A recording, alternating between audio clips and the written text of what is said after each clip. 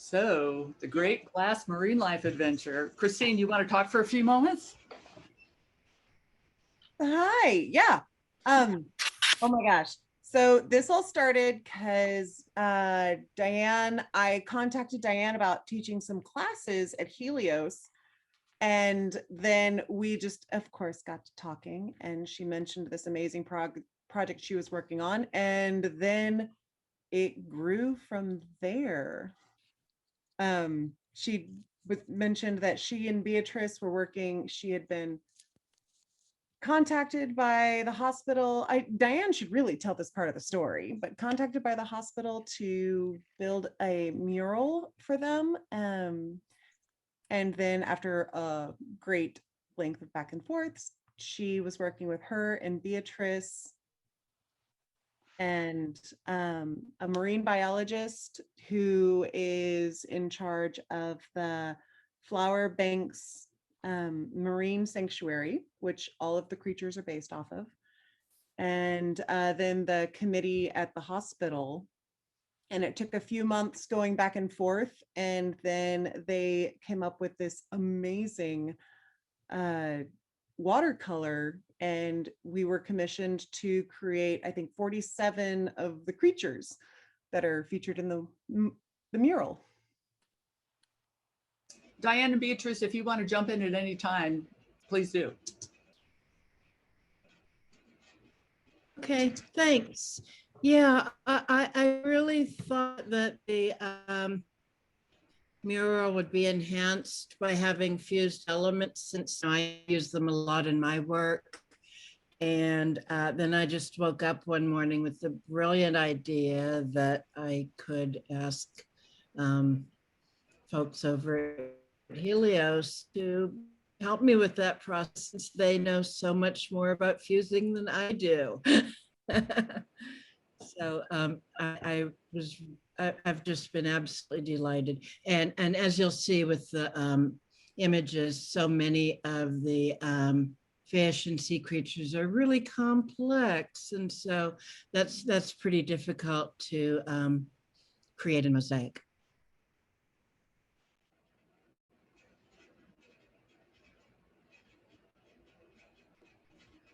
Beatrice, what was the process of coming up with this, the final watercolor? Well, once I knew how big it needed to be, fortunately, watercolor paper comes 30 by 22 inches. So it worked out that a 30 by 20 pieces of watercolor paper would work for each of the panels. So I painted them, I guess it's what, a quarter size? And what we did was Diane told me she wanted the reef, the three panels to kind of be a continuous view, even though when they're finished, they're going to be separated on the walls of the hospital. But so she said that she wanted the reef to come up on both sides and then have sort of a curving composition with a lot of water and fish in the center of that. So I did a couple of little tiny maquette, quick watercolor sketches, and I sent them to Diane, and I think it did 3, and she chose the one that seemed to be more, closest to what she was thinking about. And it had to change along the way. But so I painted the background on the big watercolor paper, and then I painted the fish on separate pieces of watercolor paper in as close to the correct proportion as I could ascertain based on the research that we were doing. And some fish are all different sizes. They can be that big and that big. And so we had some latitude, but fortunately the flower garden has really good images. And so I used them a lot, and Diane had done a lot of research and she sent me images. And so all the fish are collaged onto the base landscape, seascape. And that made it possible. Diane came to my studio a couple of times, and we used rolls of blue tape, and we stuck the fish around the collage and tried to put together a composition that would, as close as possible, show the fish where they would be in the reef. The ones near the bottom would be hiding near the bottom and hiding in the corals and the different algae, and then the ones that were out in the ocean free water would be up in the blue area. So that took, I don't know, 6 or 8 weeks of back and forth and painting and getting feedback from the hospital people and what they liked and what they didn't like. And so I painted a lot of extra fish. I have a little bag of them, but my grandson, he's 6 years old, came over many times, and all the fish that I didn't end up using in the, in this collage, he would take them home and play with them. So they got a second use. So that's how we developed the collages. And then I took them to, I had them scanned, and the scanning, we had copies made that are exactly the size of the original watercolors, which Diane mounted, and they're in color. And that's what the group is working from, is those copies, those prints. And then they also were able to print life size 4 by, let's see, there were, let's say 8 panels, I think, or 6 panels. Half, it was 4 by 3.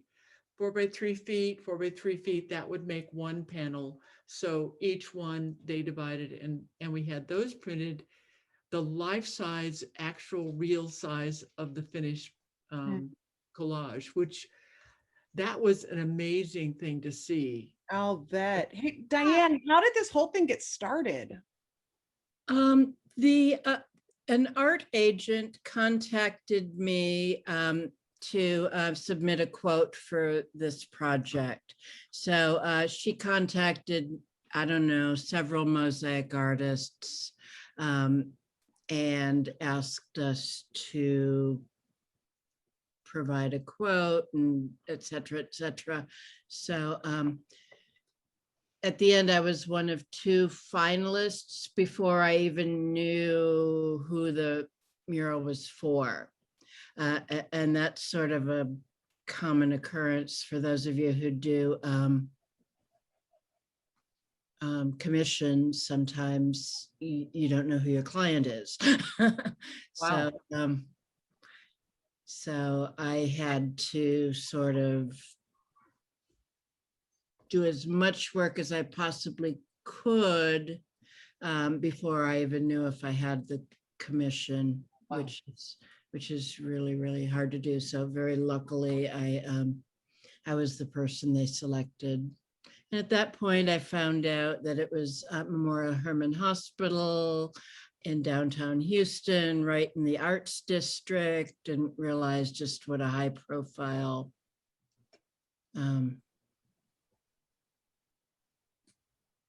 commission it was. No pressure at all. Right. No. Do you hear the maniacal freaked out laugh? Oh, yes. So these are the critters that the Helios people took on for Diane, with Diane. And she gave us color copies, and we did, Christine says she thinks it was 43 or 47 individual little critters, and we still owe Diane a handful of them. She has many of them. But these are the things that I was kind of late to the party. I've been working on this for about 2 weeks, but Christine and Jenny and Lori have been on this longer than that. So it's been a fish-a-thon all day, every day.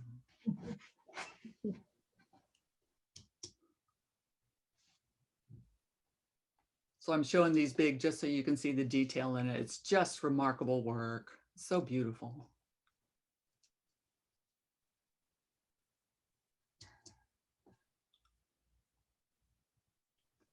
I was really grateful that Beatrice was willing to partner with me to allow us to have such beautiful source material for the mural, because my drawing and painting abilities are not as good.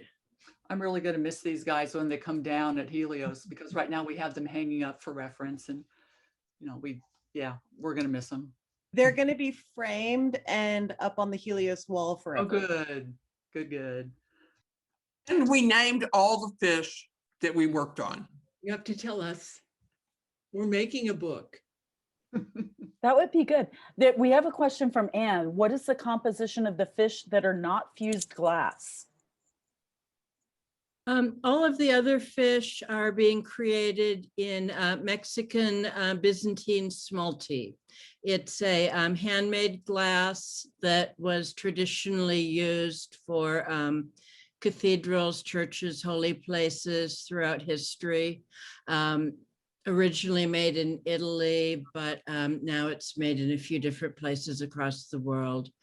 And it's 6 millimeters thick and handmade, so it's got lots of nuance and variety.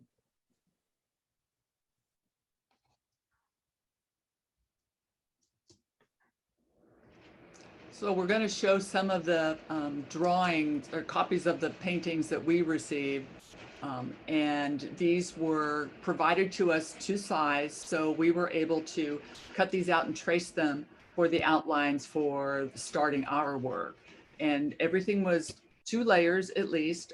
Generally speaking, we have a layer of white on top of a layer of clear, and that is to get to 6 millimeters, which is the same height as Diane's work. So everything was going to be more or less the same height. And so we were given 42 of these little guys for the fish and parts of the seafloor, and had really, really good reference material. And we also would look up on the Google machine other images of the fish and the flora and fauna of the sea, so that we could just kind of get a really good feel for what it was that was going on. I will say that specifically we used pictures from the flower garden banks. What is it? Marine sanctuary. Sure, yeah. And it was all of these creatures are native to the Gulf of Texas, Gulf of Mexico, Gulf of Texas. Oh my gosh. It's actually it's a destination for divers where you can actually see whale sharks and dive at the rigs and things like that too. So yeah, but all scary things like sharks and anything that look mean were taken out. what? And Whale sharks? Like the crabs, we The softened barracudas, yeah. Manta rays. Yeah, the hospital staff requested that anything that looked the least bit scary, creepy, or menacing, or could be, even if they're not, Yeah. be removed. Oddly, not the jellyfish, which I'm absolutely terrified of. Interesting. Yeah. Don't tell them jellyfish and anemone are really painful. Diane, you'll be happy to know that I put a smile on the spotted drumfish today. Oh, yay. Oh my gosh, are you going to show the difference between what you did to the crab? oh yeah, yeah, we Oh had yeah, oh yeah. Wonderful what you did. Oh my gosh, I was blown away today. I was gonna say, put your PJs on. We've got a whole bunch of slides tonight. Yeah. So this was one of the first ones I worked on. This is a wrasse. And here's Armando, Jenny's lobster. I Oh, couldn't. it's yours now. You did all the coloring. I just cut them out.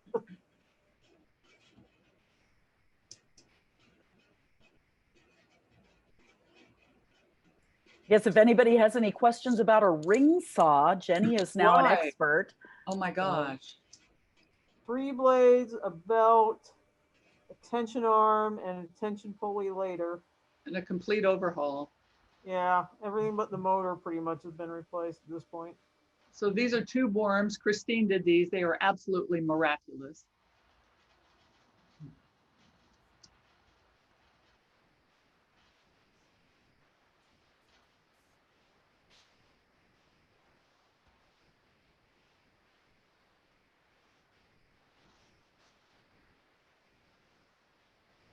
So we had to simplify the jellyfish. And even after kind of stripping them down to a smaller number of tentacles, Jenny still, I think, is ready to kill me because they were very thaw intensive and kind of made her a little crazy, but they look so good. Yeah, no, they're good. It's what needed to be done. But I am glad to be done with the ring saw. So I really grew fond of this little guy. Interpreting something from a watercolor into glass, we didn't really come up against that challenge until the jellyfish.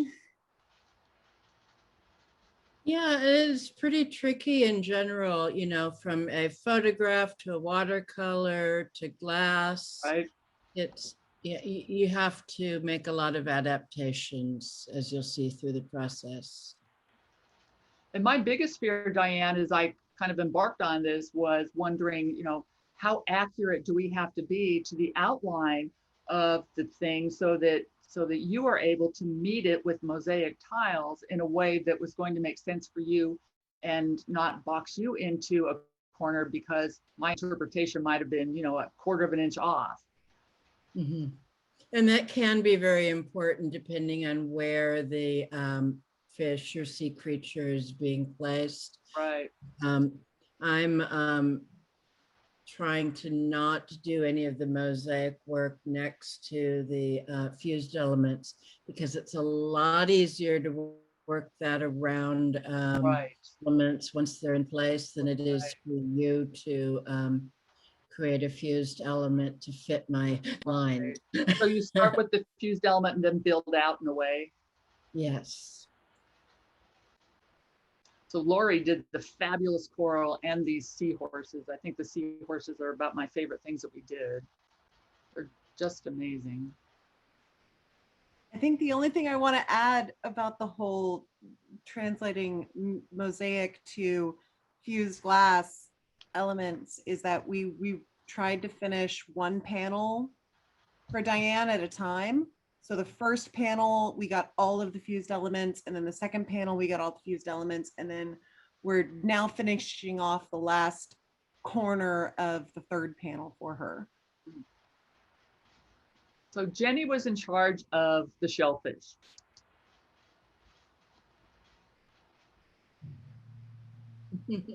Figuring out the firing schedule took a little bit of fine tuning. Yeah, this crab is not how he was supposed to look. I now call him Bozo the Crab. He rounded off way too much. So I still have his parts around somewhere, but He's so cute. Yeah, but Caesar looks better. This yeah, overfired. So this is the batwing crab getting ready for powder. So you can see the 2 layers here. Kim, are those Sharpie pen marks on there? Is They that are. Those are going to guide me when I put the powder down. So Jenny and I worked out a system by which she devised a really brilliant way to do the crab legs so that they weren't all individual segments. And so while she slaved over that stuff, I did the powdering, and that seemed to work out. I got the best part of that gig. It was like playing with coloring crayons. That's the batwing crab completed. Yeah. So Jenny figured out that she could cut out the red segments and put them on a piece of clear that was an entire leg, so that she wasn't cutting out 2 of all these little bits and then trying to figure, you know, how do we give all of these pieces to Diane to put them on individually. Jenny built an entire leg, but the top layer was individual little red pieces that we would then fuse and powder and then fuse. And so this guy, his legs have had the powder on it, and we're getting ready to put his head back in for some additional embellishment. I love the lines that are between the little legs. That's where the two red pieces would meet. And that's a gorgeous little line right there. I love it. It started getting to be really fun about here.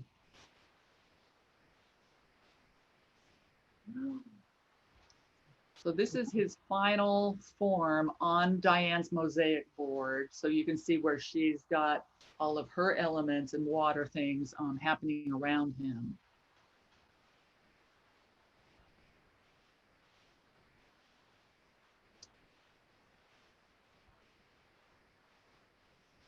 And this is Caesar.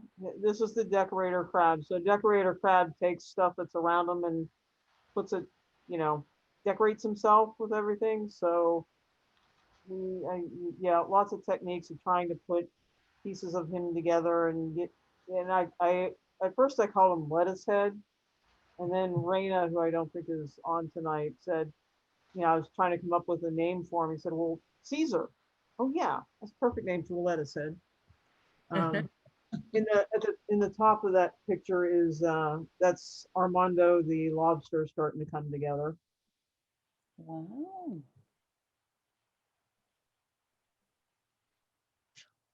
Isn't he cute? He's just wonderful. He's just fantastic. Jenny, I might point out too, since I coined the phrase dung beetling, which is kind of moving stuff Yeah. around, moving crap back and forth. My second spirit animal is the decorator crab. Well, So- here you go. Here's Caesar for you. This picture is missing a couple of. He's got a couple more shells on his forearms, not the back legs, but his claw arms. So there are a few more shells on these than what's in this picture. And his nose has moved since then. Yes, I had taken this picture and I got home and looked at the picture and said his nose is off. So his nose is actually moved about half an inch to the right by now. Because It's, it the looks, thing that the picture doesn't show, the thing that the picture doesn't show is that one, it is so three-dimensional and so tactile, and it's really quite lovely. I mean, this is a very elaborate crab. He's adorable. I'll have you know, I actually watched the children's cartoon Octonauts. They had one on Decorator Crab. And at one point I was trying to figure out how to get a satellite dish, eyeglass, and something else on there. You were trying to get a pull tab. Pull weren't tab. you? And I was also thinking of a pull tab, and I had them in my back pocket, and every once in a while I pull it out. No, it just doesn't work in there, and put it back. And I wanted to put a pull tab in there so badly, but it just doesn't look right. I was ready to donate my actual antique pull tab that's the old style. Which Oh, of that's course, been so much fun. Turned out so good. this is gorgeous. These are crab legs. Yummy. Yep. Kim's work, Kim did all the coloring and the powdering and that sort of stuff. Other than the decorator crab, I just cut things. Yeah, you guys did such a great job, and actually in the reef, you would never even see the crab at all, except if he moved. Mm. Yeah. So that was a challenge to figure out how could he look like a crab because we can't make him move. So Yeah. you guys did such a good job. Oh, bravo. So Jenny, talk about why we did this. So we had a problem where on a couple of pieces, when we fired them, we don't know if they accidentally, the top layer got knocked off a little bit as we put it in the kiln, or if the pieces just slipped. But we had 4 pieces that I had to recut both layers on the ring saw, my friend, because the top layer slipped for whatever reason when we fired it. So we started to get really paranoid. We're doing this with the jellyfish too, where we're starting to put fiber paper around it so that things don't shift, or if they start to slip, they don't fall very far. Because I did not appreciate having to redo all these pieces. And this was happening largely with very thin strips of glass. One would slip, it looked like usually the top layer would fall off a little bit. And so then we'd have our layer of color and the clear layer would be visible under it. So this was a way to keep everything in place while they fused. And after that, we didn't have to worry about it. Yeah, and the other problem from a mosaicing standpoint is even though we could have ground off clear layer, then we had like the end of the leg where everything fell off would only be 3 millimeters. As Diane said, Right. she's using 6 millimeter smalties. So we had to, we couldn't afford this falling below where she's going to grout. So we had to redo some of those. But what we figured out when we did this really elaborate thing that Lori helped with the kiln furniture was that I was powdering after that and I could not get my hand down close enough. So all of that had to come out so that I could get my powder sifter really close to the surface of the glass, and then it all went back in. And after that, we figured out a more streamlined way to do it, but we didn't have any slippage after that. So, Oh, we do have a question real quick. Let's see. Kirsten was asking, what was the process temperature on the partial pieces? So I think what we figured out, and we would get very specific, like we're only doing this particular firing in this kiln. So if it was something where the way I cut a lot of these things out, if we wanted to keep grout lines, is I cut out the clear layer and then I cut out the top layer. And then it turns out the ring saw blade width is 2 millimeter, which is about what Diane wanted for a grout line. So then I'd place the little pieces on top of the clear and we would take that up to 1390 for 5 minutes. And that seemed to do a saw, just barely contoured a little bit on the edges, but didn't close up the grout line. So Armando has white marking, so I spent a day trying to figure out how to get that on him. So you spent a couple of days doing that. Yeah. Your first trials didn't work right. On the left one is the good old Elmer's glue and sift powder on it, then dump it technique. And that wound up giving me some pretty disappointing results. And we ended up going with white color line enamel.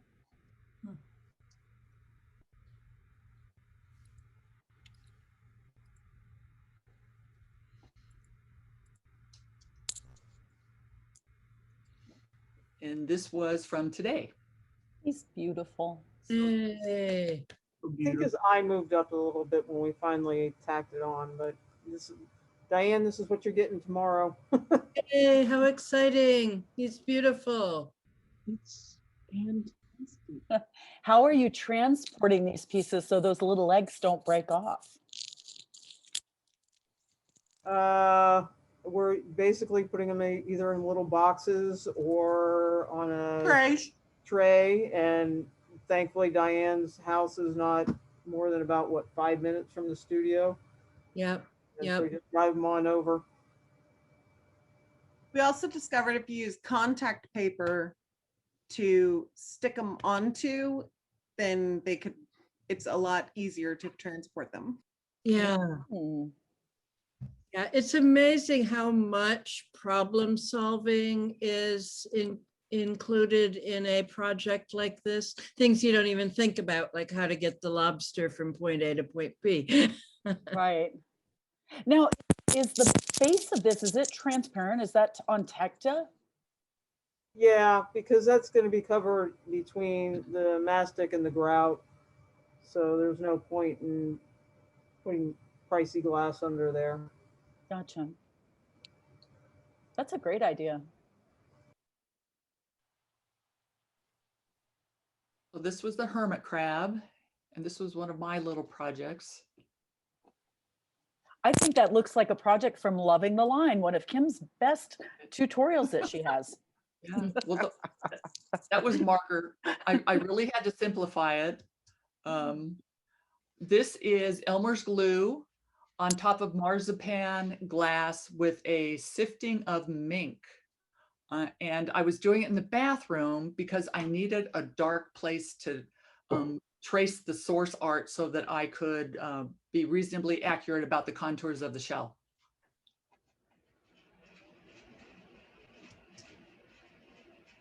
Wow. Some of these got powdered 2 and 3 and 4 times. I think this one only went through 3 times. So when you say they got powdered, do you mean powdered and fired, powdered and fired, powdered Yes. and fired? Okay. Yes. And we were firing on a tack fuse, Kirsten, so they could go in, you know, often. Okay.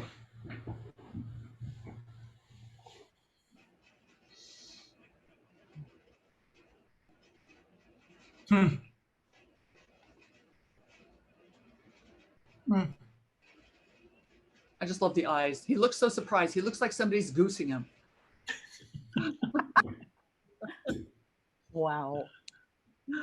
Oh my God. Now, a question I had too is I know, like from the original watercolor, it's like sometimes the color varies a little bit. I think the final pieces look fantastic. Did you guys were you trying to match what had been done in watercolor, or was it kind of up for a little interpretation? How did you guys work through that?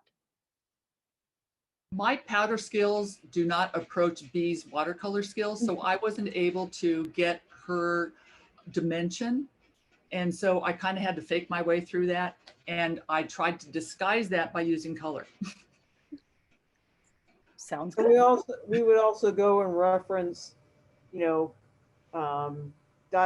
pictures out on the internet, like what color is the eyeball really? Is it red? Is it brown? What color is that pupil? You know, and you know because depending on what picture you looked at, the range of colors was actually quite huge, and so Yeah.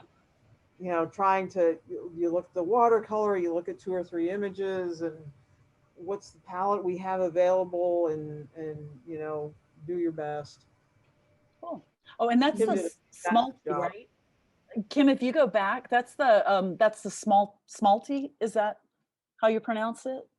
Yeah, yeah, it is. The fish on the right is the Mexican salt. Yeah, yeah, and there really is, you know, an interpretive quality that happens between the photograph of the fish to the watercolor to the glass art, and we're limited by our palette and the nature of fusing glass and so forth and so on. So there is a bit of artistic interpretation, I like to say. I love the colors on this little guy here too. I do too. He's so beautiful. Yeah. Yeah, we learned a painful lesson in all of this, that burnt scarlet, not burnt scarlet, sunset coral. Burnt scarlet. Is it burnt Oh, sunset. scarlet? I think it's both burnt scarlet and sunset coral. Yeah. They look one color, but when you do it in powder, even on a tack or a full fuse, they're coming out pink. So when you think you have that orangey pink look, no, you just really have the pink. That sounds perfect for Tara Newberger, just saying. Is she here? We went through a lot of paints. Yes. Really good. There was a lot of communication with Diane about colors and making sure we matched what tile she had. Mm-hmm. So do you want to talk about your tube worms, Christine? Oh my Lord, sure. Yeah, these tube worms were so much fun. I started with one layer of glass and adding all of the details on it, and then used, oh, you can't see my mouse but I used this Marini former to create this idea of depth. So it was, imagine 3 circles. There's an inner bullseye of color, and then a second circle around that bullseye of transparency, and then a third circle around that of the final Yeah, you can see it there, of the final glass that had all of the detail on it. Oh, there are rods in there. I didn't realize those were rods. They were, it was a Uh-huh. light violet rod, and I used it in both the salmon colored tubes and the periwinkle colored tubes, which I don't know if you have pictures of. I do. I think. Okay. Yeah, they were in the kiln today. They look great. These are basically giant marini. I created giant sized marini. They're really beautiful. The That fun is thing just magic. marini is when you cut it at an angle. I took it to a tile saw, and if you cut it at an angle, about a 45-degree angle, you can see what that end looks like. And if it's got a transparent middle ring, it adds all of this depth. Did you do a lot of tests on that, or did this just kind of come to you full blown? It just came to me, and I used my first, I always do a, like, expect to throw it away, but try to make it right the first time. And it turned out to work out the first time. So now They're that really- I see what it looks like, can you go back a couple slides and so we can see the layup for this again? Oh, yeah. No, this doesn't show it as well. I'm so sorry. I should have pulled that top layer back. So I put on the bottom layer, I created first a flat sheet of glass and added lots of powder and fret to get the coloring, and then used the tile saw to cut it into strips. And I used those strips After it was fused. correct. Okay. And then I use those strips on both the bottom, because some of them I flipped them upside down. So it's the same thing you see on the top is what that bottom layer is. So the bottom and the top layer look the same. I just have all of the detail pointed down. And then put, this was based on salmon glass. So I put salmon on the sides and then tried to create a neo lavender ring of glass around a, what was it? A light violet rod. Hmm. And it just took some finagling to get it to all sit right. Mhm. So is this a metal mold? Yes. I have no idea where it came from. It's in the studio, and I was like, this is the thing that I need to make what I want. It's perfect. Yeah, I would it's have just figured this out. brilliant. It's just brilliant, and they look so good. And Christina's doing another version of these tube sponges with some beautiful blues, teals, purples in another area of the mural. Which we're delivering to you tomorrow. They just finished.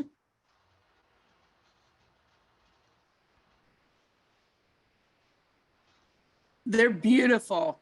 They're really beautiful. They also look like fingers to me, with fingernails. Oh, they do. Yeah, which I love. I mean, you could make a giant hand like that. That's very cool. Christine, you want to talk about the technique that you used with the little anemones and that process, that which is between the tube worms? The Yeah, powder blue? Those maybe on the next picture. I'm not sure what pictures you have next. Yes, okay, those. So those are Christmas tree worms. And I use something, I reference Carrie Menick has this fantastic technique of mixing powders with some sort of a medium. And I used it kind of as I turned it into some sort of a clay almost. I was sculpting with glass basically, and created these Christmas tree worms. And it turns out Christmas tree worms have two little antennas that come up and they're a body that goes down into the ground. So they needed to be a group of two. And they have this really cool circular, what's it called? Swirl into them. Those were hard to make. Spiral. So what she's talking about are those blue and golden spirally things within the pink tube sponge. Are these urchins down on the lower left? Yes. Similar technique, right? Yes. Well, and it was using that same sort of mix from Carrie Minnick, but instead of using it as a sculptural sort of material, I used it as an impasto and kind of created this starburst effect and then added multiple layers to it. So it looked three-dimensional. And then I slumped it over, or I tack fused it over extra glass that had been beveled. So those are really three-dimensional. Each of those come up and they're kind of this beveled sort of bulbous effect. So these are the blue bits from, I think, yesterday or today. Yes, those are from yesterday. And today they've all been put together. Pretty colors. Gorgeous. Did you say you cut some of those on a 45-degree angle? I did. I made giant marini in the big stainless steel mold, and then it was like this giant hot dog looking thing, and then took it to the tile saw and held it up at a 45-degree angle and cut it that way. Okay, thank you.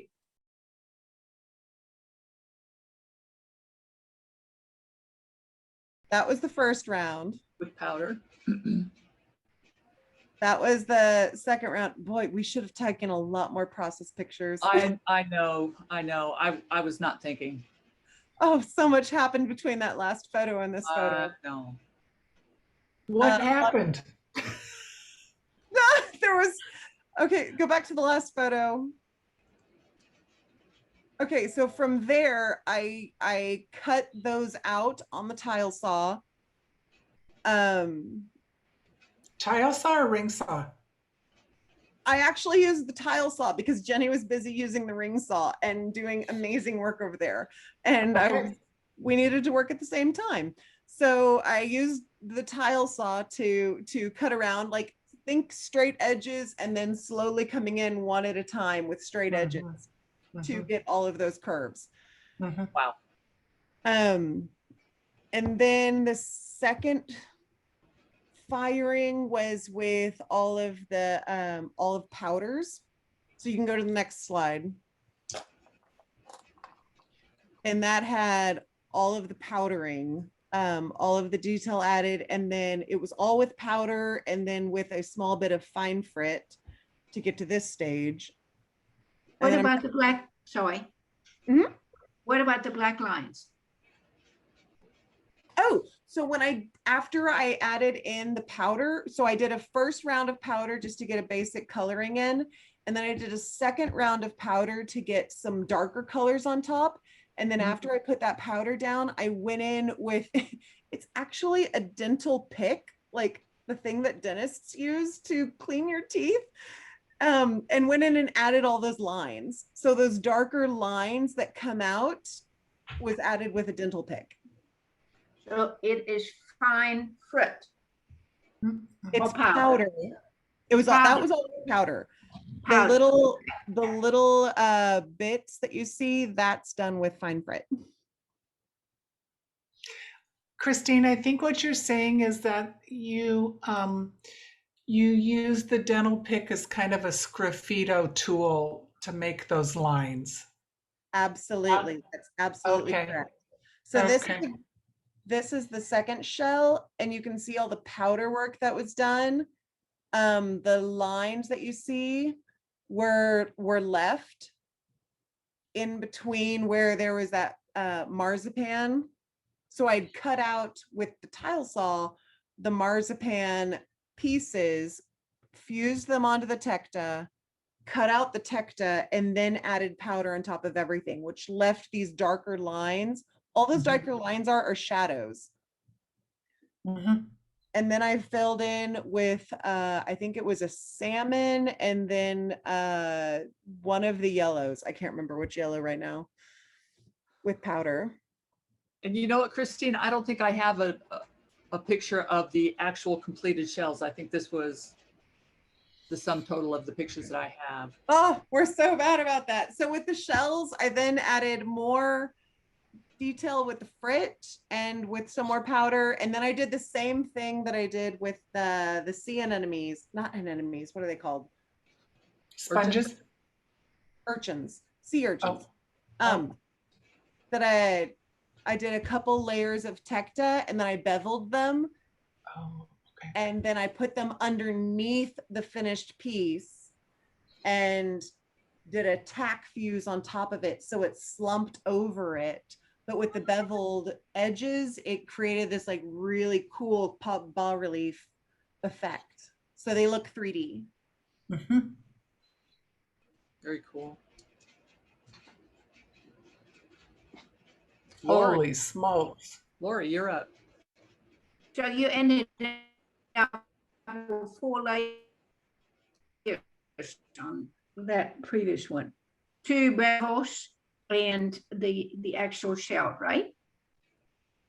Correct. It was 2 layers of bevel. There was a larger one and then a smaller one. So the end effect was the edges were only 2 layers thick and the middle was 4 layers thick. Thank you. You're a smart cookie. No, I just want to learn.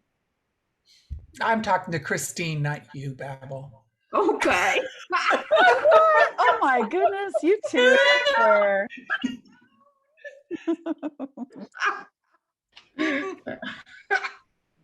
This is gorgeous. Yes. Thank So you. this is Lori's work. Well, and Jenny's going to have to help me here because, I mean, the seahorse, which I really love, his name is Sherman. And there are other seahorses, but I never can remember their names. No, the main one is Sheldon.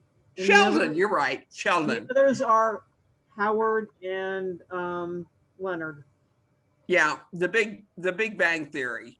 So one of the things that I tried to do here, and God, Kim was extremely helpful in getting some of the shadows, is, you know, all 5 of these pieces had to fit together. And I haven't seen the final, but when I left them, I thought they looked, you know, pretty good. And so how do you make coral look as if it's behind other fan coral? So we just pulled vitrograph and played and fired about 5 times and fit them all together and hoped that it worked. This was fun. It worked. Yeah, but Laura, I think you should talk about what that first thin layer was, the that formed the coral, and then vitrograph pole that went on top of it for the veins. Well, one of the things that we learned in a class is how to make what's called lace. And so you start out with a ton of powder and you manipulate it in a way that creates these voids. And based on B and Diane's mural, there were areas in which there was blue, deep blue sea, and some dark green background and some darker shadow kind of purples. And so you create the lace to start with, and then you tack it on top of the colors, and then you pull we pulled Vitrograph to create the veins. The Seahorse, who I really love, was all of the fish that I did were sectioned. I didn't want to use the tile saw so much as I wanted to try and create an integrated piece. And so it's using both flat sheet glass, but also the Keraminic. I mean, if you look at it, you can't see it on this picture, but the Seahorse has all these sort of raised veining kind of things. And so I use the Keraminic technique to add some dimension and veins and some other things and some color distinctions on the Seahorse. And all my fish look like they've been goosed. That's kind of the nature of the eyes, I think. Well, Yeah. that's true. Yeah. So Lori, are you saying that your Seahorse is all one piece of glass? No, I'm saying that my Seahorse, if you look at it, there's a head, there's a Okay. body, Okay. there's a back fin, there's Okay. a tail, and then there's a curl fin. Got it. So it's 5 pieces. And then there's Okay. additional pieces on top to give it texture, and then the Keraminic technique to give it some added dimension. Got it. Thank you. Do you want to talk a little bit about the fish on the right? My little yellow damsel. She's so cute. You know, part of the challenge was, you know, how do you make them realistic as well as visually appealing? So one of the things that I had asked Diane about was, you know, how much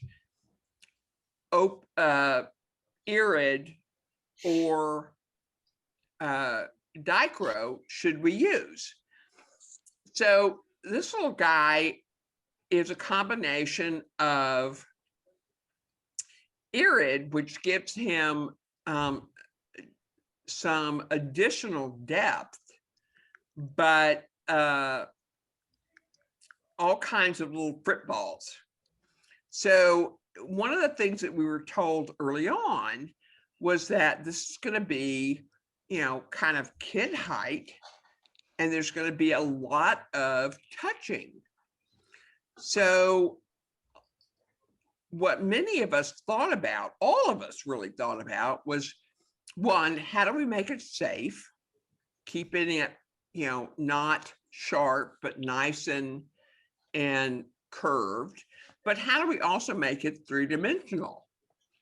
So, you know, I think we all worked on trying to make some very tactile critters, as Kim has said. And this guy's got a lot of little frit balls on him, and he was taken from more than the watercolor, more from an actual Google picture. I think when you say that touching, we should reiterate that this mural is going into a pediatric waiting room. And by touching, we mean kids are going to be walking up to this and putting their hands on it. Which is really very cool. Yes.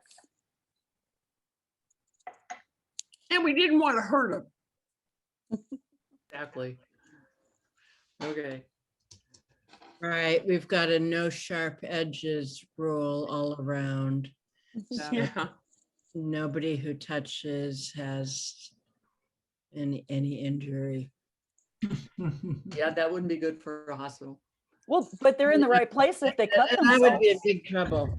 Yeah. But if they cut themselves, they're in the right place. Just to Indeed they are, right?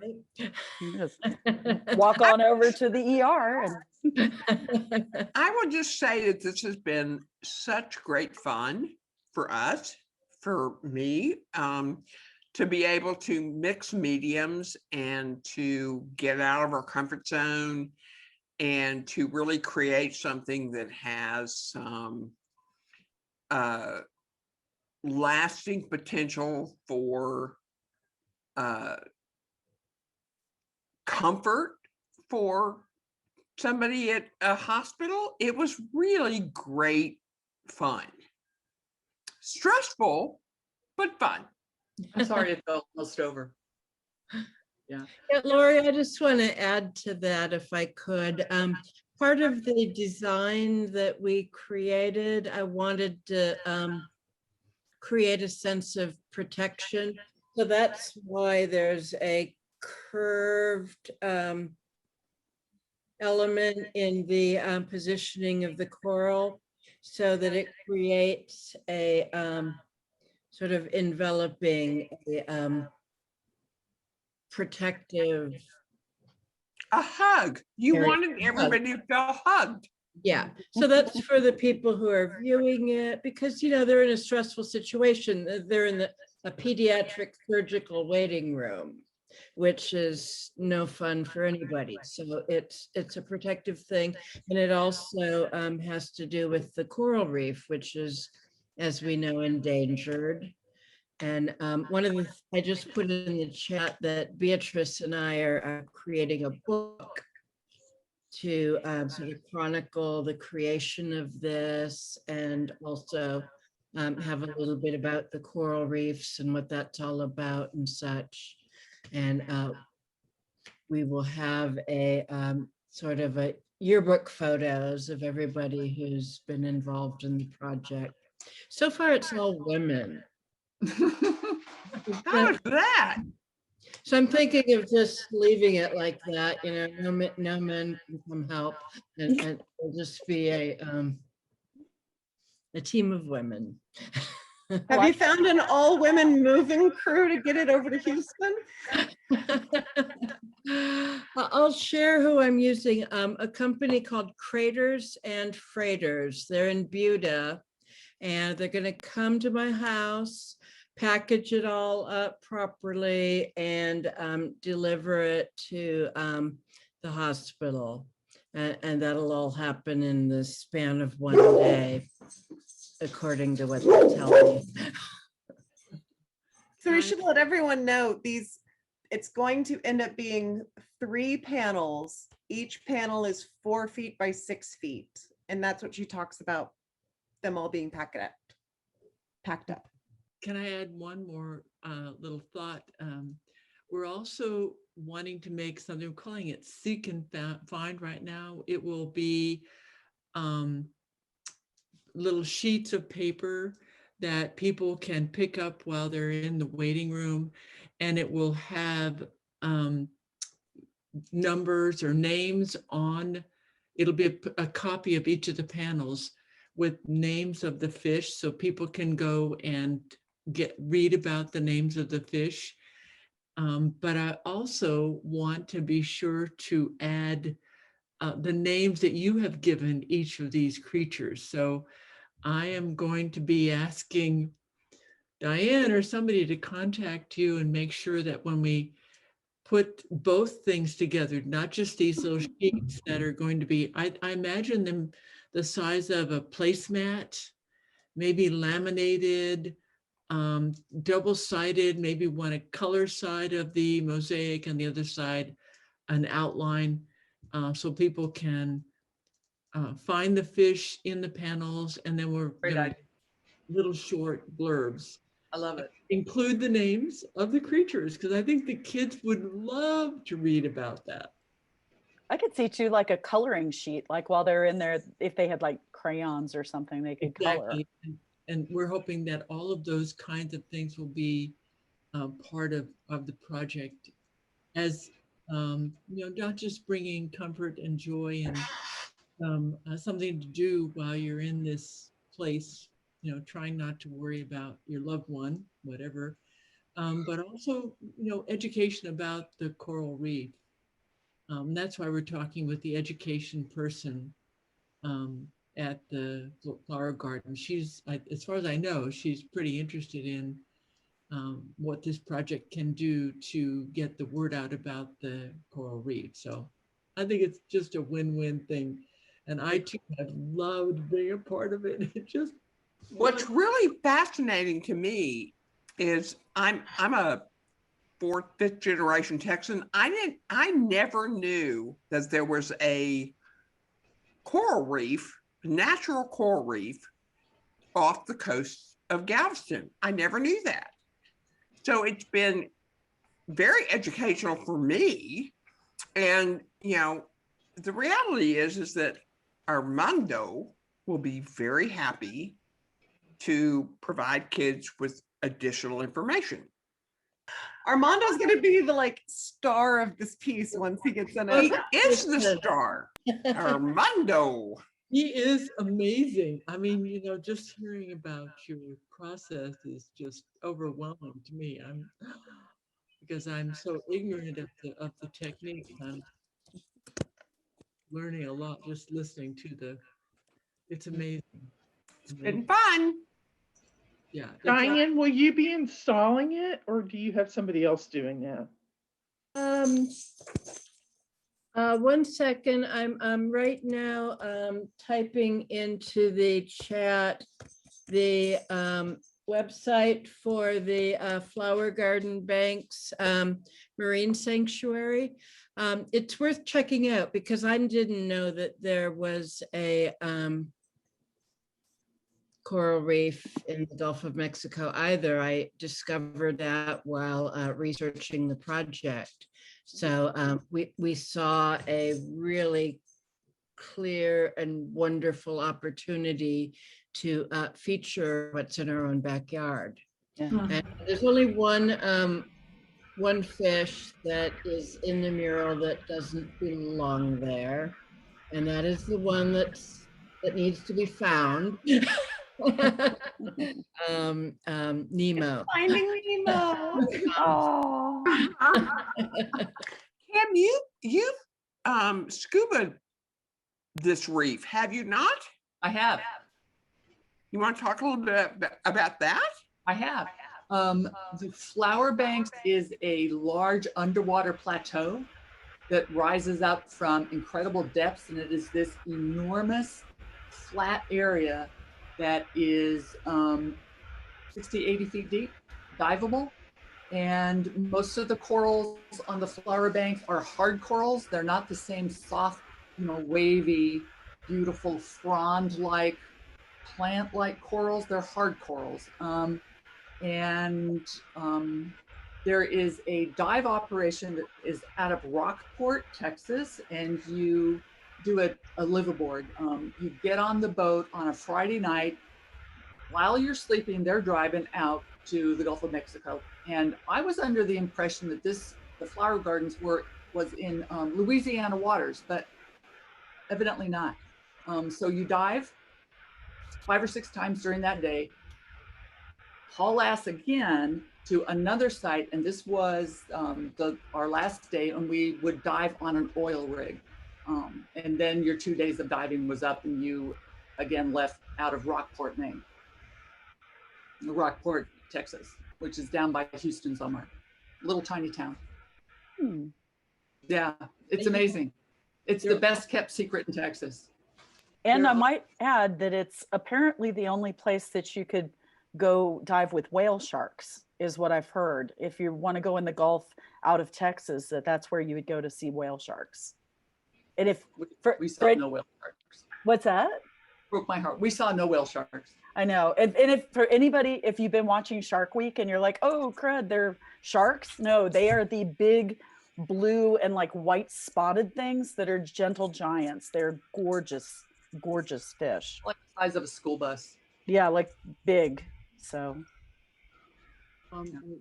When you look at the website, you'll see that before we started this project, I think the flower garden was in charge or sort of overseeing about 4 different, reefs in the Gulf area.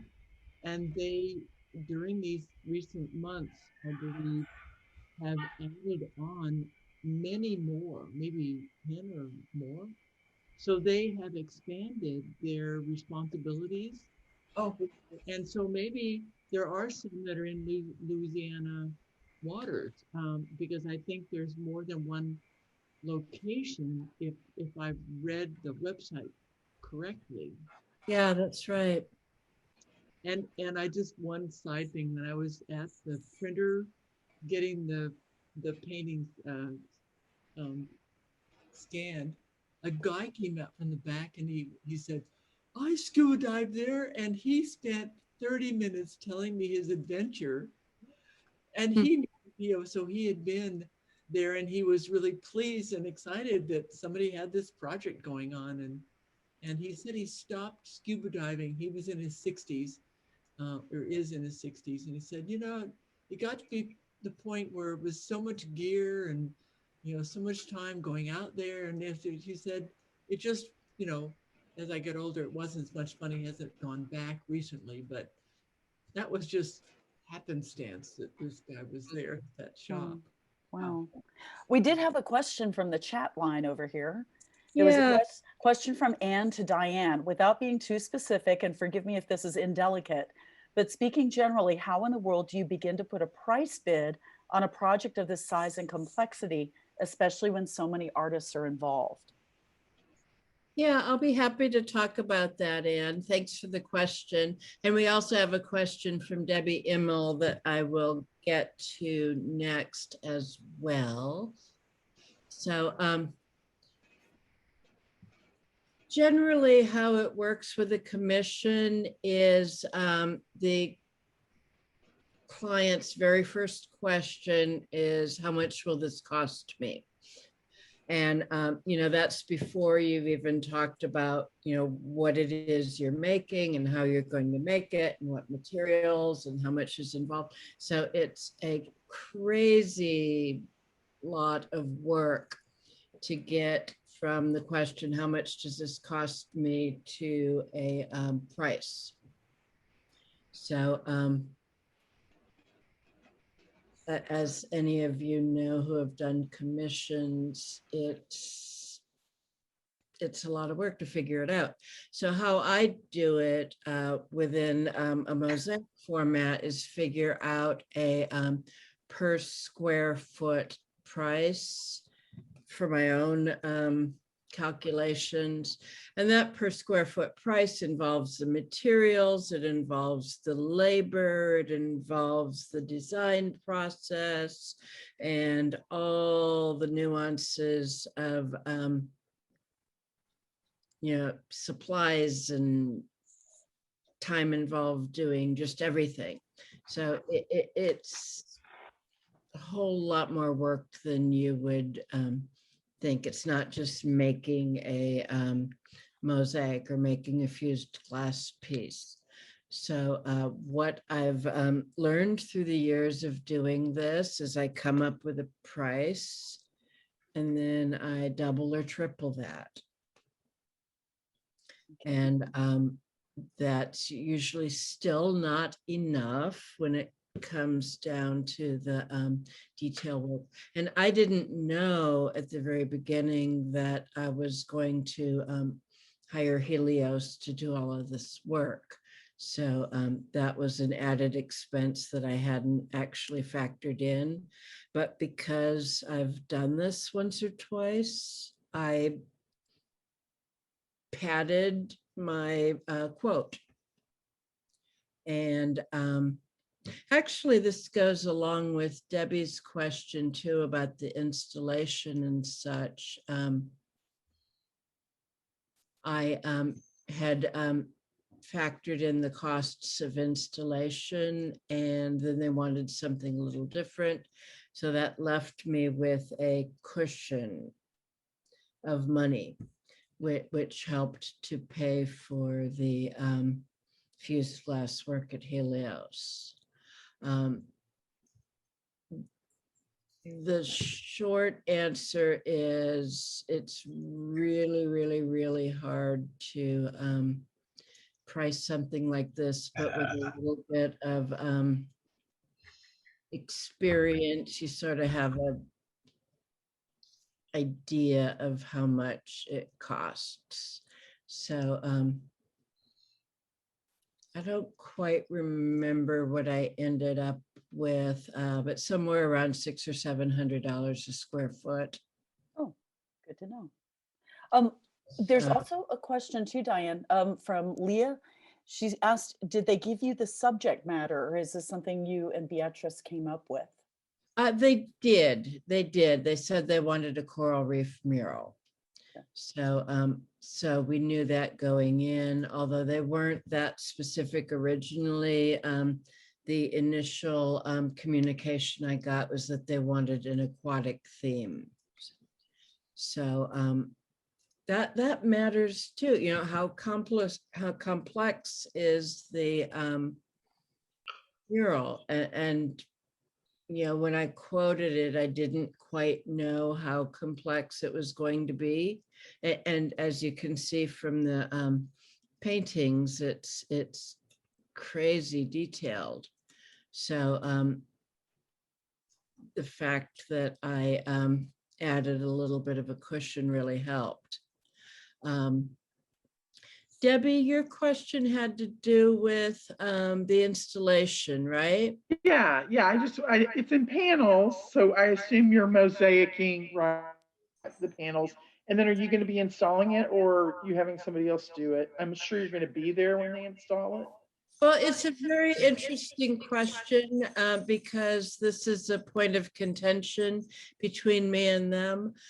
Traditionally, how you install a mosaic mural is you go there and you mount it onto a prepared wall, a surface.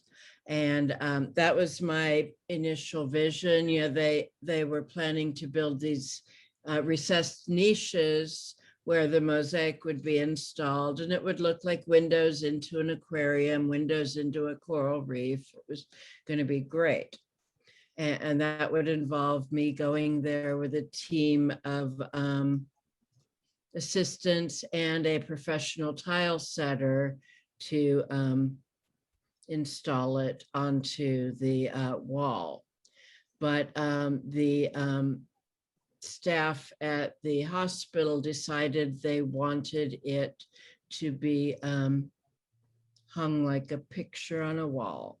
Oh. Which is not how it's done.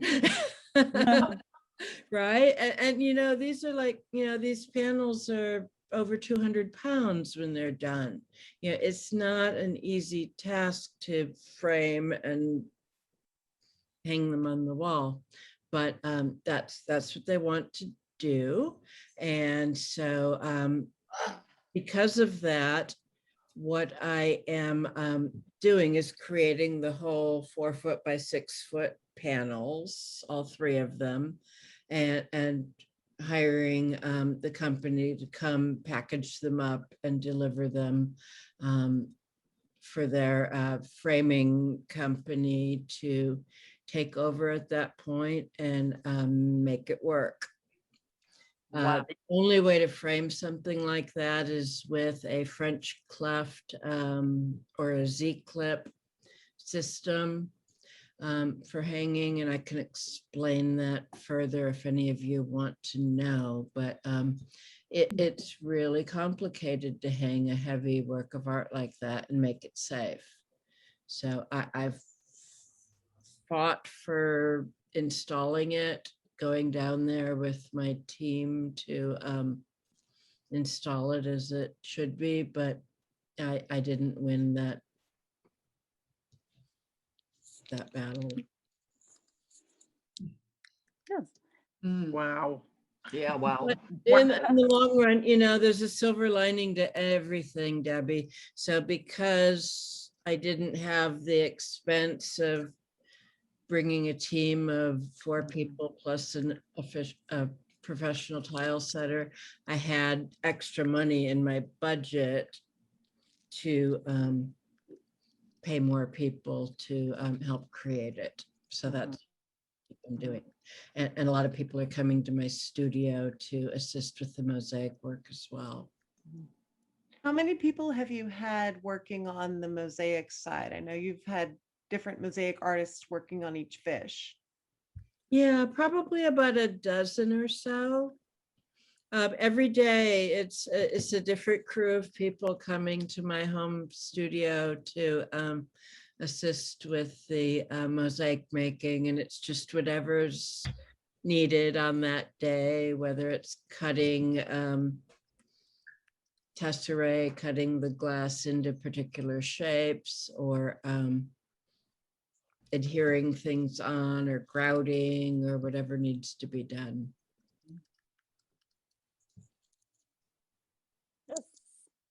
So Diane, where does this rank in complexity to some of your other work? Good question. Like the eggs, the longhorns. Oh, it's right up there with the eggs. You know, the eggs were definitely the most complex and difficult and crazy thing I've ever done. And yeah, this is right up there because there's a lot of problem solving, as Kim and Christine and Jenny and Lori have talked about, as they're working their problem solving to figure out how to best create these sea creatures. And it's the same thing with the mosaic work. You know, every little element, we're figuring it out. And you saw some of the photos of the mosaic work. So we're figuring out how are the fish's scales going to be represented, and you know what andamenta, the way of laying out the pieces and so forth. So it's yeah, that in itself is a whole lot of time and effort to figure out.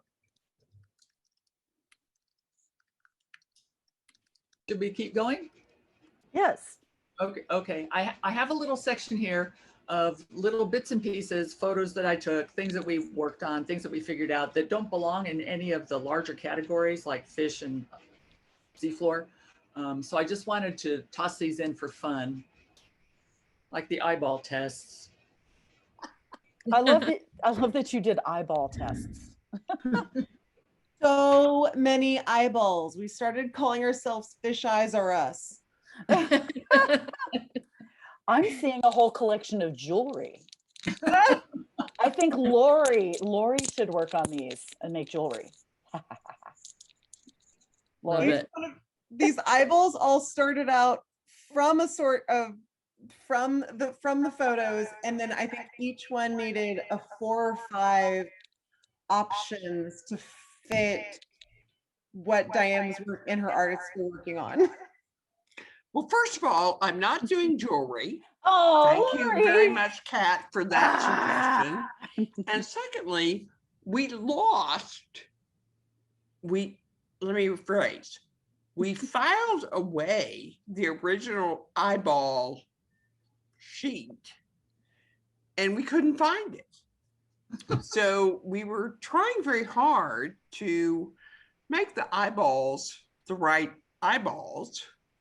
And after we'd done the eyeballs a couple times, we finally found the transparency. And don't ask us how, but they ended up in the book about Tim Carey's mural. You know, that is true. They did. They did. No godly reason why they ended up in there. No idea.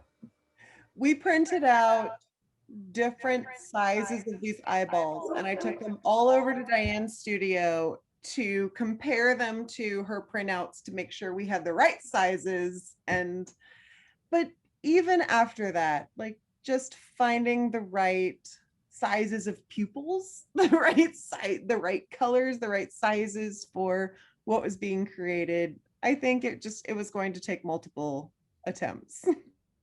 So now we have a little yogurt container full of eyes. In case anybody needs eyes.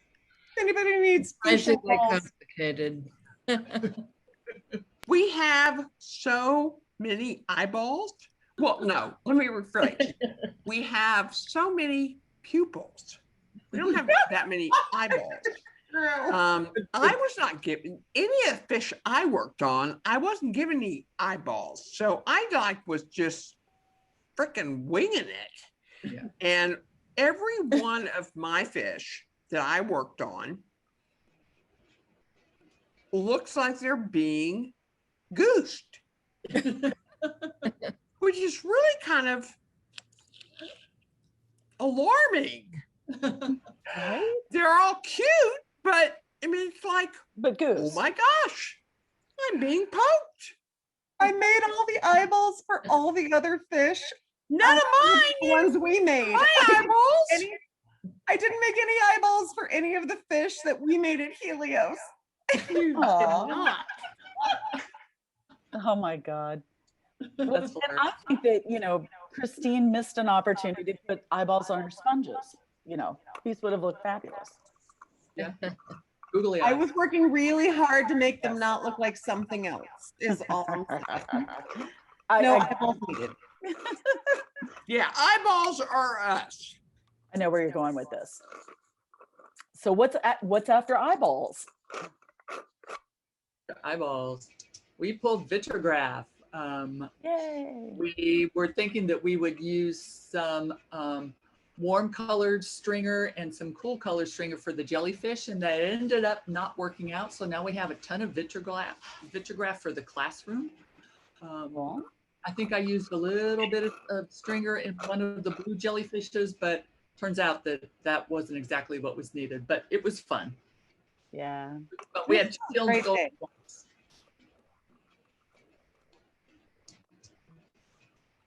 I think once a month we're gonna have a vitrograph pulling session at Helios now. It's just too much fun to not do. Yeah.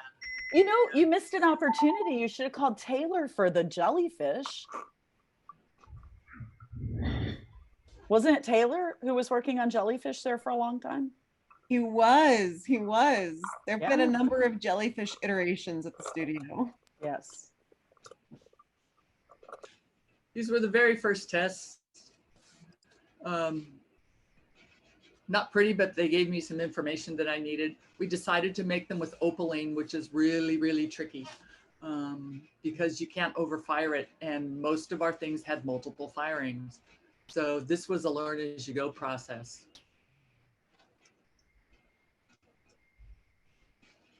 So I had never heard of Dichroic Extract until the Great Fish Adventure. Evidently you can buy the dichro without the glass under it. So, Lori, this is your stash of goodies, right? It is indeed, and we need to replenish. Yes, it all. that's my personal stash, which I was pleased to contribute. So this this found its way onto a couple of fish and all of the jellies.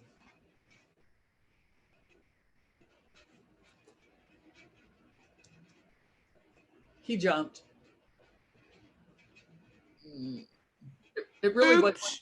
No, That's you were an busy oops. waving him around while you were talking. And That's cracking. a total oops. Oh, Yeah. it made me so sad. We all cried. Well, no, we didn't. Kim was really, It was better. I'm not trying to throw you under the bus, Kim, but True. I Kim know. really wanted to redo this guy. Yeah, And so the fact that he bit the dust, yeah. He had it's problems. not a catastrophe. Subconsciously, I think Kim's subconscious was like, no, I disagree. I will not let you go through with this. Don't wave your fish around, especially when it's big, because this guy's like that. He's pretty good size. Yeah, he is. So this was fun, playing with opalines and powders. We learned a lot. We might do a opaline and powder class someday because it's just magical looking stuff. That's really intriguing. Isn't it beautiful stuff? Yeah. Yeah. It's beautiful. The Okay, yellow, Ken, tell us what these samples are. What are we looking at? okay. The image on the left, that is all dusty blue on the bottom layer with a layer of opaline on top and different powders that have been faded from heavy to next to nothing. And then the right-hand column is marzipan base with opaline on top and powders on top of that in fades. And the ones on this, I'm Kim, sorry. one of the things that you really, because you did a ton of samples, and I am now convinced that not doing samples is a stupid way to go. But it was worth 2 days to do this. Well, but I mean, I mean, I'm kind of a blow and go kind of person, but we did powder on opaline on clear. We did powder on marzipan with opaline on top. We did marzipan with opaline and then powder on top. So if you want to talk about the value of doing the samples with the different configurations, I think that might be helpful. Right. So on the image on the right, all of that is powder on the top layer, and the top layer is opaline. On the square tiles on the left, the powder is in between the base layer and the opaline. And the base layers change. A few of them are marzipan. I did robin's egg. I did light cyan. I did the dusty blue, and I think I did turquoise. So all of the ones on the left are opaline on top of powder. And I really felt compelled to learn as much as I could before I sat down to do the jellyfish, because I was so unfamiliar with opaline and wasn't sure what my problem areas were going to be and wasn't sure what my opportunities were going to be. So I did this every way I could think of, just to have a little library of techniques and colors and ways to approach the jellyfish. Can you talk about lessons learned? Because one of the things that as we were doing these samples, you know, the powder, I'm not quite sure how to ask this question. You got a very different result if the opaline was on top versus the opaline on bottom or in the middle of the powder. Right. Lessons learned, I think, is really important. And I'm not sure how you can explain the differences. Well, I think the differences are really, really clear. The powder on top looks like powder. You can see the grains, you can see the fade. It's very distinct color, where when the powder is sandwiched in between the layers, it gets really soft and it's kind of buried, and it's very subtle, and it's mysterious to me in a way that the powder on top is not. The powder on top is powder on top. You know, and sometimes I wanted and needed that for definition, but for that real ethereal look, I like the other way around. Okay, so what you're saying is that the powder in the middle gives you a much more painterly kind of? No, I think it's just more subtle. I think the powder on top is more painterly, but the powder in between is a little more muted and less apparent. And I think you get a totally different feel from it. Yeah, it's that kind of diffuse Yeah. color, coloring, as opposed to something that's harsh. Yeah. It's just very, very different effects. And the effects y'all ended up going with were the ones with the powder underneath the opaline. Is that correct? We did all of it. We did all of it. We did powder underneath, we did powder on top. Yeah.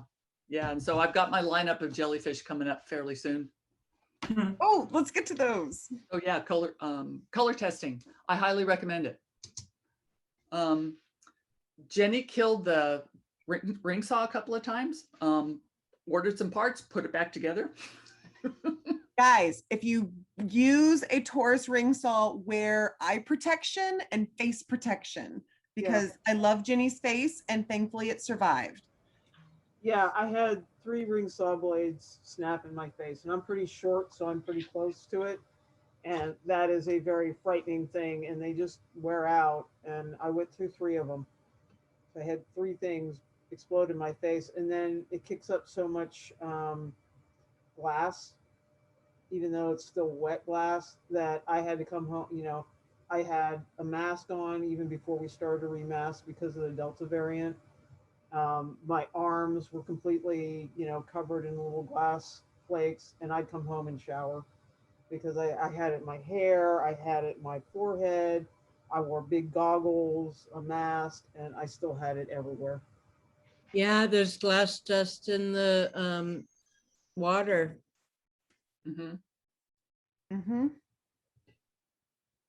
Yeah, Jenny lived in front of that ring saw for days on end. I don't know how your back tolerated it. Well, the ring saw didn't really like you, Kim. For sure. For sure. Not my favorite tool.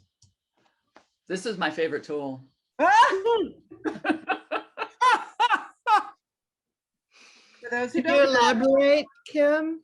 I'm sorry?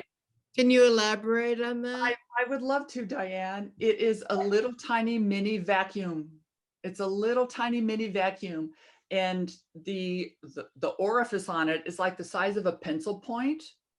So when I put powder on my pieces, I can then vacuum away any extra that has slid onto the shelf or onto the fiber paper, so I don't get those little jaggy, pointy bits after it fuses. So I would just suck up the powder, and you pull off the lump on front, that twists off, you dump out your powder, you put it back on, and you just suck up powder. And it's an absolute joy. Wow. Amazon is wonderful. It made my day. You gotta love Amazon.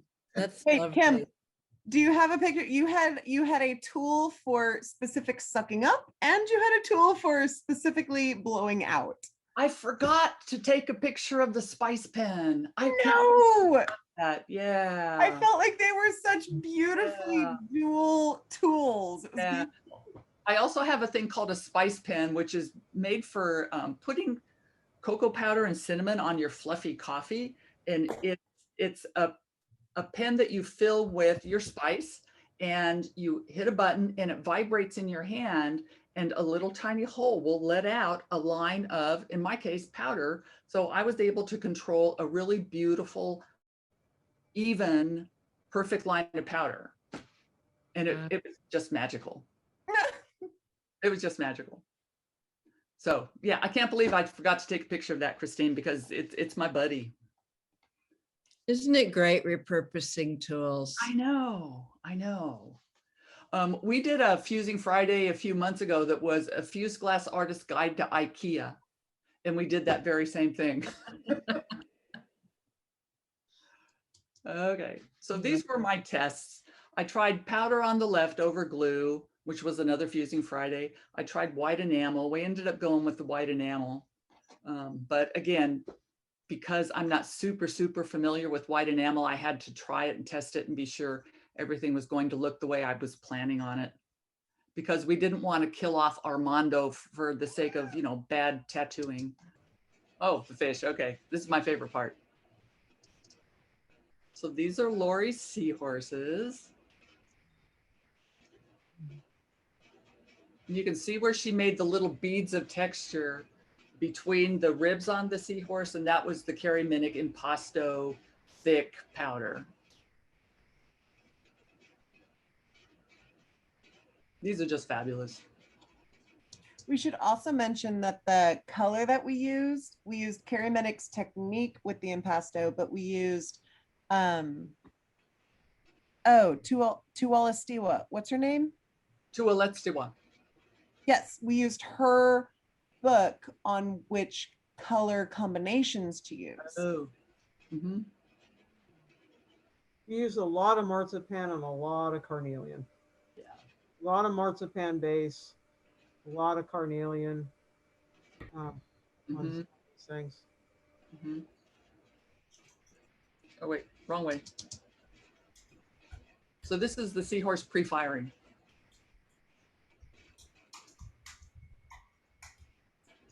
Okay. Can you go over the detail now, please?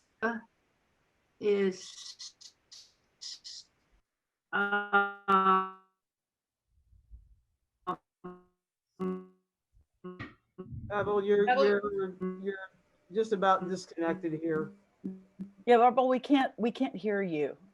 Carymenic mixture, and then it looked so. But we can't hear you. It cuts out so badly. It's we didn't hear anything that you just asked. And some of that, probably some of the detail, we would have to check with Carrie about what we can and can't share, because that was actually part of a class, a visiting instructor class years ago. Let's see. Oh, and then we have a question from Kirsten on here too. Whose color book? What was the name of that color book that you just mentioned? It's Judy Tuwalastiwa Glass. I'm about to put a link in the. Perfect. Oh, sorry for that link being so long. That's all right. Got it. Okay.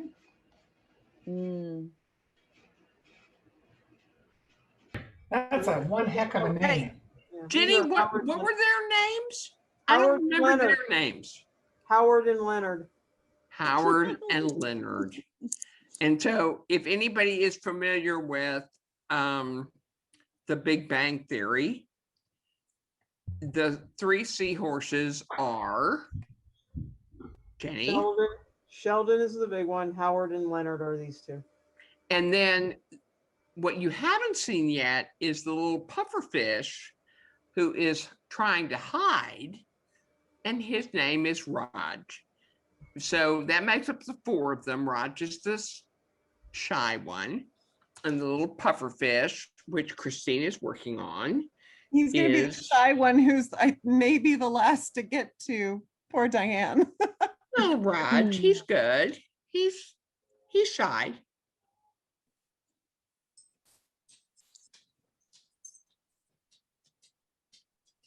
Cool. So this is second or third powdering on the yellowfish, and I think the first set of powder for the hermit crab, and then the little guy on the left, I can't remember what his name is. He's a brown chromis, although he's not. That's really right. brown. Yeah, so I think he's in for his last firing here.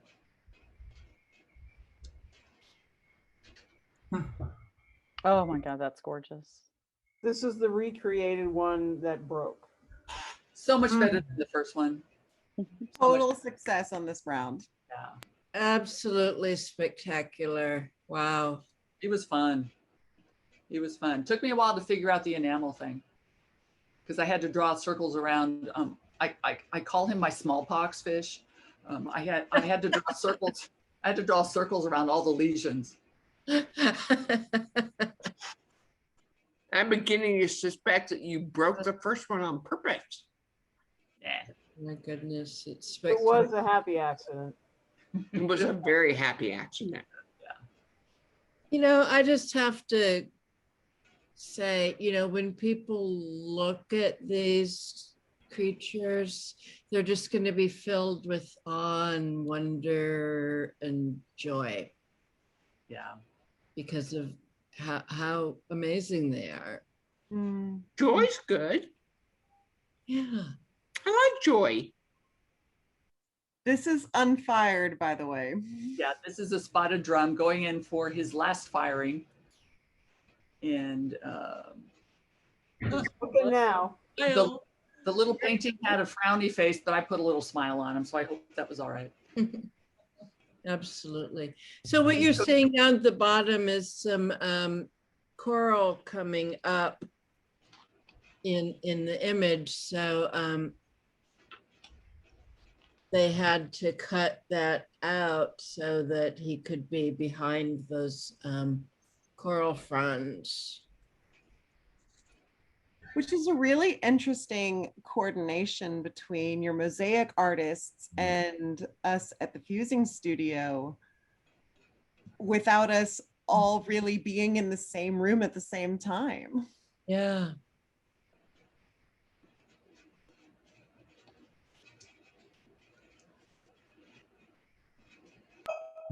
So these guys have a little tiny bit of that Dichroic Extract along the dorsal fin. And that's interesting because it's so light, it just flies away, and a tiny, tiny, tiny bit will spread out into a pretty good area. And so I would put it on with a very small paintbrush, manipulate it into place, and then lay down a layer of white powder so that it would have a protective coating on it. Like white or transparent? Clear. Oh, okay. I thought you said white.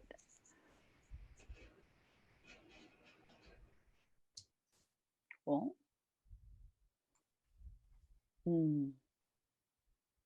I like these little guys. They're only a couple, maybe 3 inches, 4 inches long.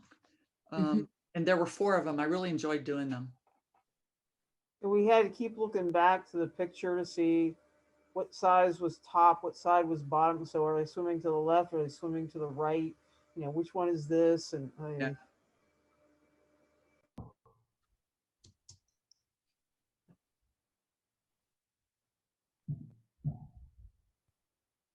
I know a lot more about powder today than I did 2 weeks ago. And it's frightening. You guys have to imagine watching Kim work, because it's frightening for her to say she doesn't know that much about powder, because she would just stand there looking at the bullseye bug. Oh, I think I'll add a little of this and a little of that and this sort of thing. And, you know, it just works. And it was just like she has this intuitive knowledge of what colors go together. And my primary job was to say, wait, those two are going to react.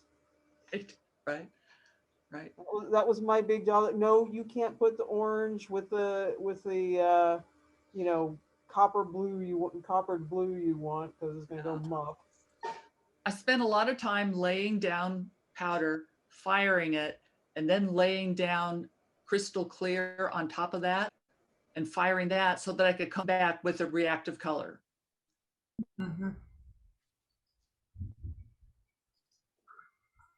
The eye looks fabulous, by the way.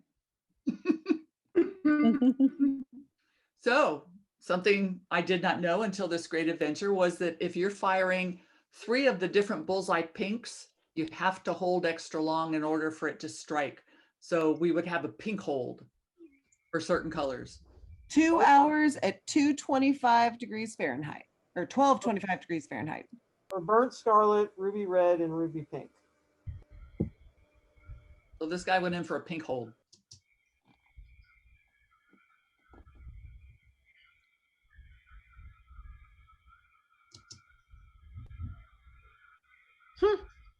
So this is Lori's fish.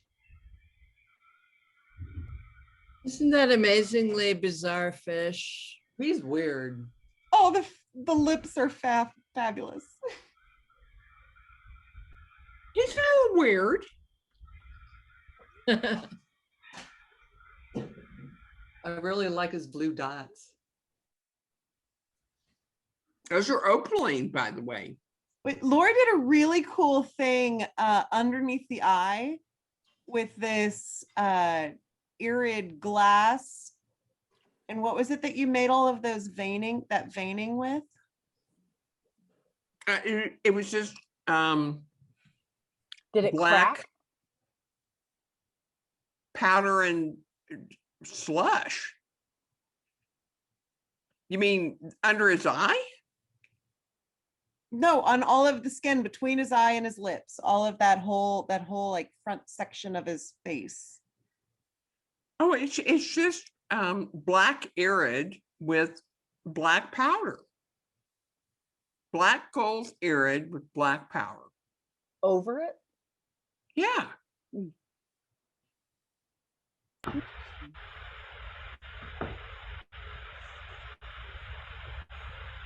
Little wrath.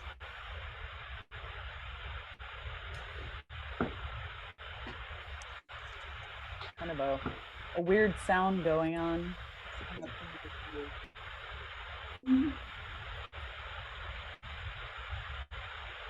I actually had whiskers that went along with him to Diane. I didn't attach the whiskers, she's going to drop them on. What is Yeah, that? I almost prefer it to be Kim, rather is than there something- spaghetti. Kim, is But there something? Well, perhaps mute everybody and then unmute certain people again. Sounds good. Okay.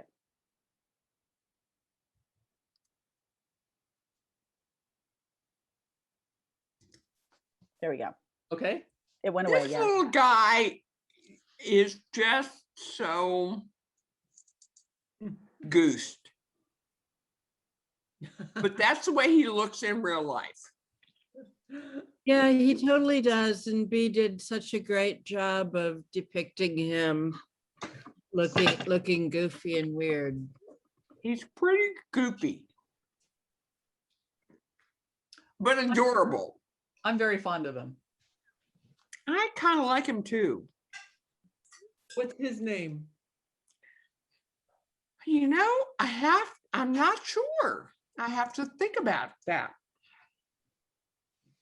Yeah, he's a puffer fish, right, B? Yeah. He is a blue spotted puffer. Well, if you haven't come up with a name, you can come up with one. I have to think about that. He's adorable. Yeah.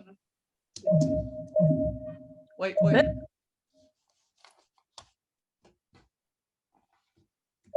How come I can't advance? Goodness. Hold on, I'm going to. Click on the actual slide presentation and try it again. Escape. Oh, Weird. okay. Okay. So these were fun. These are little guys. These fit in the palm of your hand. They're quite small.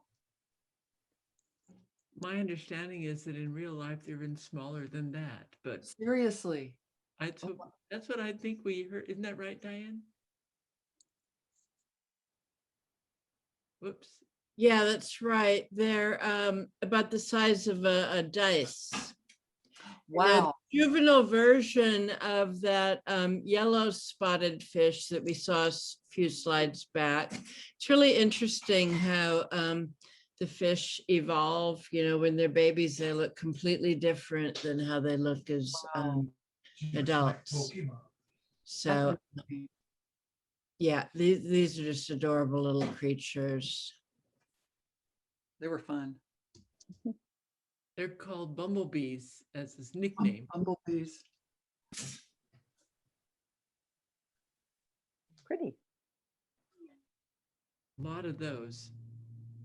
Those are the cleaner fish that go around and take care of the, nibbling off the detritus of the other fish. I like that. Hey, Kim, just a quick, just kind of check in because it's 8:55. Where are we on slides? We're getting, well, we haven't even got to the mosaic part yet. Oh my goodness. Then should we kind of skip through some of the fish just quickly? Yeah.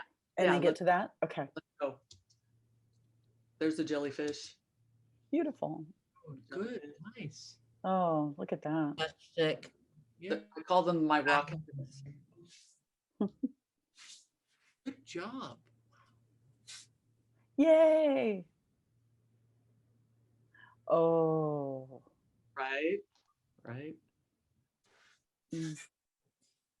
Diane, thank you for sending pictures because I did not get nearly enough the time I was at your studio. Oh, you're welcome. And you know, these are ungrouted. They're in process in various stages. So next month, we'll have to send completed photos for everybody to see. Can we do a Facebook Live once the panels are completed? Mm. Oh, that's a great idea. I found Nemo. Yeah, right? Nemo and his dad. So you can see here how the fused elements are intermingling with the mosaic work. It's beautiful. And how beautiful that looks. Mm. You guys did a great job. You have a picture of the turtle? The turtle is gorgeous. There may be a shot of the turtle in these slides, but he's on panel 3, and we can't put panel 3 out on the table until we finish panel 1. Mm. And this is our palette of colors that we're using in the Smalty. There he is. Oh. He is gorgeous. Diane, are these on a board? Are you putting these together on like something separate, or is it on contact paper? Yeah, it is actually on contact paper. It's called the double indirect method. So the pattern is underneath on a piece of cardboard, and then contact paper goes face up. So the glass mosaic pieces can be set onto the contact paper, and then another layer of contact paper goes over the top. You flip it, take the bottom contact paper off, and then set it down into the adhesive mortar. It's gorgeous.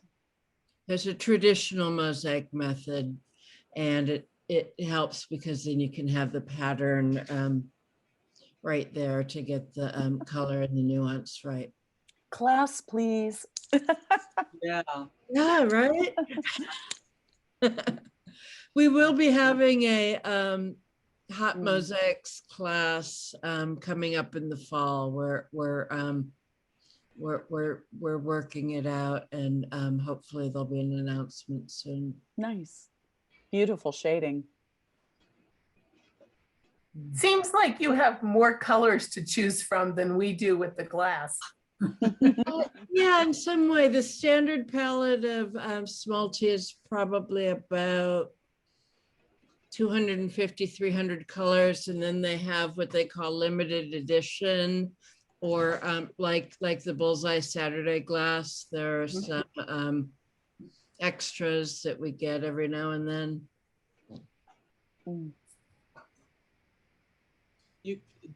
In that parrotfish, Diane cut those little hexagonal pieces for the main body of the fish. Amazing. Yeah, so that's what's known as ondimento. You can see it down in the sponge below that goatfish there as well, where we're cutting the glass into specific shapes to create the look of the element. Nice. So Diane, has some of this been grouted? Because it looks like the lower left-hand corner has got stuff around the little bits. Yeah, some of it has. With that double indirect method I was talking about, we sort of pre-grout it before we set it into the mortar to prevent the mortar from squishing up through and creating a mess. That's so interesting. Yeah, so some of it's pre-grouted and some of it isn't.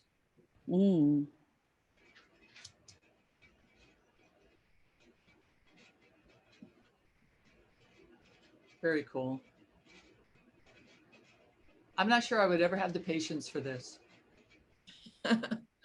It's like, you know, getting into the zone, you know, when you just focus in and enjoy the process. But yeah, 72 square feet of mural is infinite patience. Yeah. I like to call myself an attention deficit mosaicer. Give me 6 square inches. And I'm It's not for the faint of heart. God's sakes, yeah. I've got 1 more month to finish it. I would love to revisit in a month after it's all said and done, collect some more pictures, and maybe attach this to another Fusing Friday. We'll just revisit for a few minutes and see how it all turned out. Yeah, it's due on Labor Day. So yeah, we'll see how that goes. I'm expecting 22-hour days at that point, right? Sure, right. Well, you always have us to like be manual laborer if you don't want to do 22 hours. You can get additional people. Well, coming down to those last 2 weeks, I'll be calling on everybody I know. Well, calling us, well, we're happy. I can bring pizza. There you go. Ooh. I can bring liquor. Bring the music. We'll need all of that. Okay. Disco. Ha ha ha ha. Nobody wants to listen to my disco.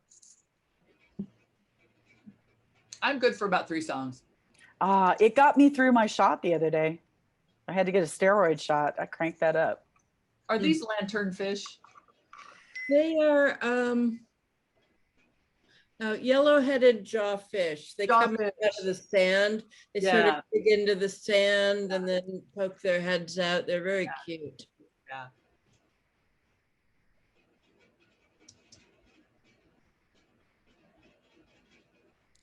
God, it's so amazing the way it's starting to shape up. Yeah. The colors are gorgeous. Yeah, it's really quite a lot of fun to work with the colors and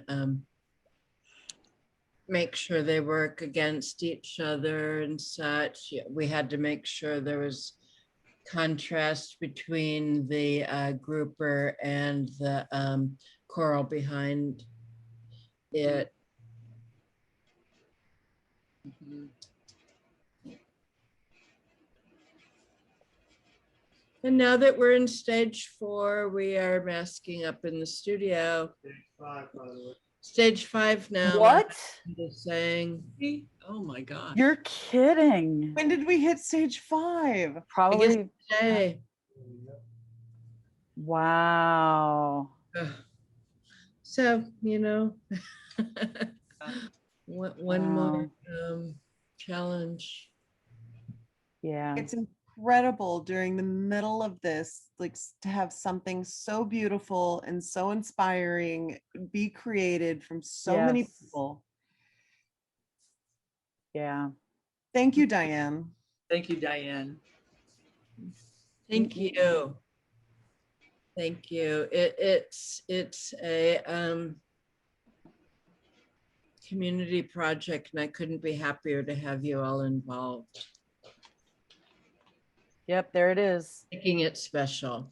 It's been a thrill, and it has been so much fun.